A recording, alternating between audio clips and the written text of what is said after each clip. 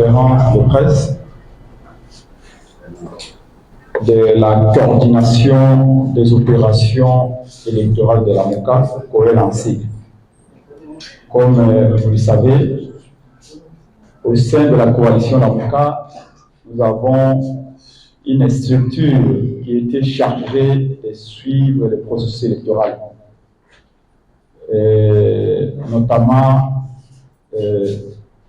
pendant les opérations d'identification et enrôlement, le vote proprement dit. Nous vous appelions souvent pour recouvrir nos communications étape par étape. Et aujourd'hui, après ce chaos électoral que les cousins de Félix Tshisekedi Kadima a organisé, la Corel s'est fait le devoir de communiquer, dire au peuple ce qui s'est passé. Comment, avec qui Kadima a organisé ces simulacres d'élection pendant 7 jours et 7 nuits, sans témoins, sans observateurs, en violation de la Constitution, du calendrier électoral et de la loi électorale. Et nous avons procédé à 3 étapes. La première étape, que l'on vous communiquer la preuve du simulacre des élections de la CENI. Depuis le début du processus électoral 2023 en RDC, la coordination des opérations électorales de la MOCA, Corel en sigle, à travers ses déclarations et communiqués, n'avait jamais cessé de tirer la sonnette d'alarme pour interpeller la CENI, dénoncer ses dérives et même proposer des solutions qui devaient contribuer à rendre le processus électoral transparent, impartial, inclusif et apaisé. À tout cela, la CENI, avec arrogance, a réservé une fin de non-recevoir parce qu'elle était partisane. Aujourd'hui, il n'est pas question de revenir sur toutes les preuves de tricherie et de la fraude électorale planifiée et exécutée par la CENI de M. Kadima, car pour nous, les rapports de la MOE5 et CC sont éloquents et nous y souscrivons. La COEL a effectué un travail de monitoring relevant de nombreuses irrégularités et opacités qui accompagnaient les activités de la CENI avant les élections. Les marchés de gré à gré, nombre de bureaux d'enrôlement et répartition des kits d'enrôlement disproportionnels entre les provinces, absence de la cartographie électorale, pas d'audit du fichier électoral, carte d'électeurs de mauvaise qualité, non-affichage des listes des électeurs en violation des articles 6 et 8 de la loi électorale. Nous voulons démontrer à l'opinion tant nationale qu'internationale que voler n'est pas bon et qu'aucune personne censée ne peut en âme et conscience dire qu'en RDC, il y a eu des dirigeants légitimes qui ont été élus par le peuple à travers les élections crédibles. Au regard de tout ce qui précède, le constat est amer. Il n'y a pas eu élection en décembre 2023, mais il y a eu plutôt un simulacre d'élection avec une fabrication de chiffres pour des tricheurs amateurs. La CENI, qu'on a voulu neutre et indépendante depuis le pacte républicain de Sam City, s'est comportée comme une machine sans scrupules à nommer le président de la République et les députés. Ainsi, c'est pourquoi nous rejetons tout simplement les résultats de ces simulacres d'élections de 2023 à tous les niveaux. Il doit donc être entendu que La MOUCA continue de réclamer la vérité des urnes, la souveraineté du peuple qui proviendra des élections crédibles.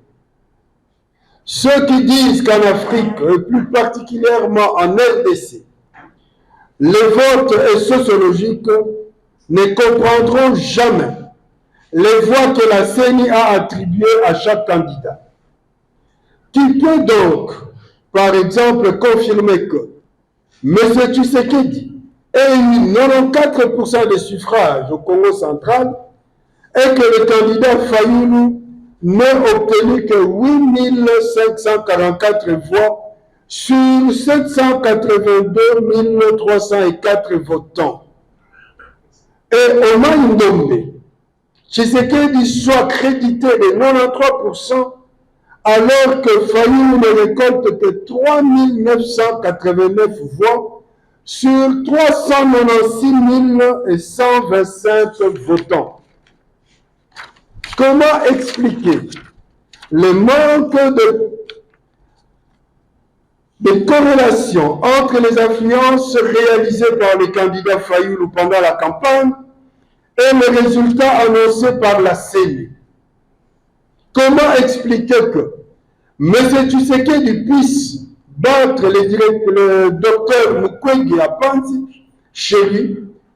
Et pour information, tenez que M. Tshisekedi a été crédité de 119 923 voix à Bukavu et le docteur Mukwege 9 209 voix seulement. Quelle incongruité! Tshisekedi serait plus populaire à Panzi, là où même le docteur Mukwege travaille, non seulement comme médecin, mais comme pasteur, et qui est né grandi là-bas. Comment peut-on expliquer que M. Tshisekedi, le seul candidat à être traité de Moïbi, partout il passait pendant ses meetings à travers le pays, à Mwanda on l'a entendu, Mbanzangungu, à Mbandaka, à Gemena, à Kikwit, Guadolite, à Lissala, à Kisangani, à Kenge? Comment puisse-t-il alors gagner spectaculairement partout? Non. Tout esprit sensé ne peut voir dans ces chiffres qu'une volonté primaire d'humilier le vrai vainqueur de l'élection présidentielle de 2018 afin de tenter de laver l'opprobre qui habite M. Tshisekedi. Nos partenaires extérieurs, malgré leurs messages de félicitations hypocrites, se moquent ostentatoirement de la République démocratique du Congo. Comment interpréter des messages de félicitations assortis de recommandations et des exhortations pour prendre en compte les préoccupations des missions d'observation électorale relatives aux graves irrégularités constatées et documentées? Si l'organisateur des élections devient le premier à violer la loi qu'elle devait protéger, il se pose inéluctablement un problème d'homme, de valeur et surtout de l'existence de l'État. La COEL s'inscrit en faux contre toute tendance à vouloir minimiser cette fabrication des résultats et à faire croire que les irrégularités et la fraude planifiée par la CENI n'ont pas entaché la crédibilité de tous les scrutins. La COEL persiste et signe qu'il n'y a pas deux standards d'appréciation de la démocratie et des critères électoraux. Ce qui est valable en Occident et dans les autres démocraties du monde doit aussi être valable et appliqué en République démocratique du Congo. Les valeurs démocratiques sont partout les mêmes. Il n'est donc pas compréhensible ni acceptable que nos partenaires extérieurs encouragent la fraude chez nous en prenant acte des résultats issus de la fraude ou en félicitant l'usurpateur. Les frustrations post-électorales constituent un gage sûr de l'instabilité de notre pays, de la persistance des conflits armés et de l'exacerbation du tribalisme primaire que M. Tshisekedi a instauré en RDC. Nous demandons purement et simplement l'annulation de ces élections et nous invitons le peuple congolais à ne pas accepter les autorités qui ne proviennent pas de son choix.